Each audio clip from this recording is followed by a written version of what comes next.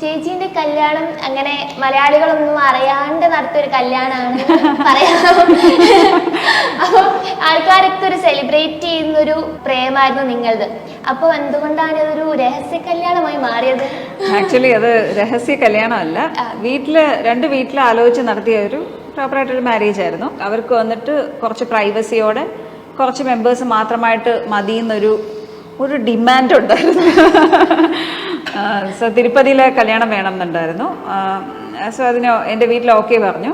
അപ്പോൾ മിനിമലായിട്ടുള്ള മെമ്പേഴ്സ് മതി, close relatives മതി എന്ന് പറഞ്ഞിട്ട് എൻ്റെ അമ്മയുടെ സിസ്റ്റേഴ്സ്, അങ്ങനെയുള്ള ഫാമിലി, പിന്നെ എൻ്റെ അച്ഛൻ്റെ സിസ്റ്റേഴ്സ്, എൻ്റെ സൈഡിൽ നിന്ന് അത്രയും പേരേ ഉള്ളായിരുന്നു. അവരുടെ ഫാമിലി അവിടെ 10 പേര് തന്നെ, 10 പേരെ ഉള്ളായിരുന്നു. ആകെ 50 പേരെ ഉള്ളായിരുന്നു. ഒരു പ്രൈവറ്റ് വെഡിങ്.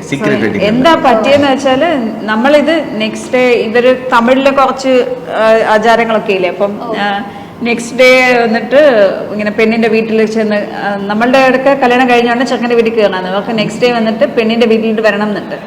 സോ ഞങ്ങൾ ഈ തിരുപ്പതിയിൽ മാരേജ് കഴിഞ്ഞിട്ട് സ്വാമിയെ തൊഴാൻ പോയി. അവിടെ ക്യൂ അല്ലേ. അത് കഴിഞ്ഞ് ഒരുപാട് ലേറ്റ് ആയിട്ട് നൈറ്റായി ഞങ്ങൾ വന്നപ്പം. ഏർലി മോർണിംഗ് ഫ്ലൈറ്റ് എടുത്ത് ഞങ്ങൾ വന്നു. സോ ഞങ്ങൾ അനൗൺസ് ചെയ്യാനായിട്ട് ഇച്ചിരി ലേറ്റ് ആയി. ഞങ്ങൾ ആ ഫ്ലൈറ്റ് ഇവിടെ ലാൻഡ് ചെയ്തപ്പം പ്ലാൻ എന്തെങ്കിൽ wedding 2nd 13th reception. So reception അപ്പോൾ നമുക്ക് എല്ലാവർക്കും അനൗൺസ് ചെയ്യാൻ തന്നെ ഞാൻ റിസപ്ഷൻ എല്ലാം പ്ലാൻ ചെയ്തു. പക്ഷെ അതിക്ക് മുമ്പിൽ ഇത് ന്യൂസ് ലീക്ക് ആയത്. ആരോ ഫോട്ടോ എടുത്തപ്പോൾ അത് എന്തോ അവർ ഫേസ്ബുക്കിൽ ഇട്ടിട്ട് അങ്ങനെ ലീക്കായി. പിന്നെ അത് പെട്ടെന്ന് രഹസ്യ കല്യാണം അങ്ങനെ പറഞ്ഞു. ഞങ്ങൾ ആക്ച്വലി ഫ്ലൈറ്റ് ഇവിടെ ചെന്നൈയിൽ നിന്ന് കൊച്ചിനിൽ വന്നപ്പോഴേ ഇതെല്ലാം കാണുന്നത്. നിങ്ങൾ എന്തായാലും പ്രേമിച്ചൊക്കെ കല്യാണം കഴിച്ച ആൾക്കാരല്ലേ, അപ്പൊ ഒന്ന് പ്രൊപ്പോസ് ചെയ്ത് നോക്കുന്നു. ചേട്ടൻ തമിഴ് സ്റ്റൈലിൽ പ്രൊപ്പോസ് ചെയ്യണം, ചേച്ചി മലയാള സ്റ്റൈലിൽ റെസ്പോണ്ട് ചെയ്യണം. ഐ ലവ് യു അല്ലേ ഞാൻ പ്രൊപ്പോസ് ചെയ്യാം. ഓക്കെ ശ്രീജ, இப்போ ஒரு சிச்சுவேஷன் பார்த்துக்க. ஒரு வீடு, அந்த வீட்டில் ஒரு அழகான ரோசா செடி. நீ காலையில் வந்து தண்ணி ஊத்துற, அதை நான் வந்து பக்கத்தில் நின்று பார்க்குறேன். அப்படியே உன்னை இடுப்பில் கட்டி பிடிச்சி உன் தோலில் தலையை வச்சு 2 பேரும் இந்த ரோசா செடியை ஒவ்வொரு நாளும் ரசித்து பார்த்தா எவ்வளோ அழகாக இருக்கும்ல.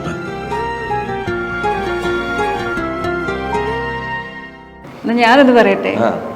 വീട്ടില് അഴകാണ് റോസാ ചെടി, നിങ്ങള് വെള്ളം ഒഴിക്കണം, ഞാൻ നോക്കി രസിച്ച് നിൽക്കും. അപ്പോ ഞാൻ വീട്ടിൽ തോട്ടക്കാരനാ? പിന്നെ ഞാൻ ഇങ്ങനെ വീട്ടിൽ തോട്ടക്കാരിയാണ്. നീ വെള്ളം ഒഴിക്കും, ഞാൻ നോക്കി. ഞാൻ ഇടുപ്പ് വന്ന് അടച്ചു.